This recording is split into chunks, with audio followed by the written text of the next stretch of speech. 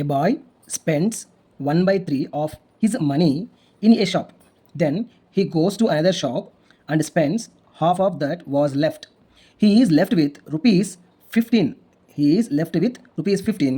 Find out how much total money did he has.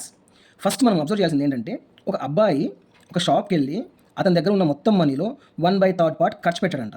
అంటే for example అతని దగ్గర ఇంత వాల్యూ ఉందనుకుంటే దీంట్లో 1/3 ఖర్చు పెట్టాడు అంటే ఈ పార్ట్ని ఖర్చు పెట్టేశాడు. ఓకేనా, 1/3 పార్ట్ ఖర్చు పెట్టేశాడు. ఇంకా రిమైనింగ్ ఎంత ఉంటుంది? 2/3 పార్ట్ కదా. అందులో అనదర్ షాప్కి వెళ్ళి ఇంకొక షాప్కి వెళ్ళి మళ్ళీ ఖర్చు పెట్టాడంట. ఎంత ఖర్చు పెట్టాడు?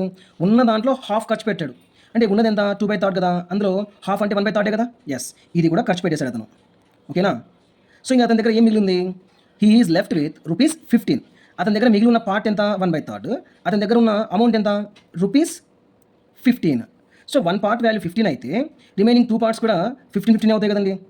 సో ఓవరాల్గా how much total money did he has అన్నప్పుడు ఈ 3 పార్ట్స్ని యాడ్ చేయాలి. అప్పుడు మనకి ఏమవుతుంది?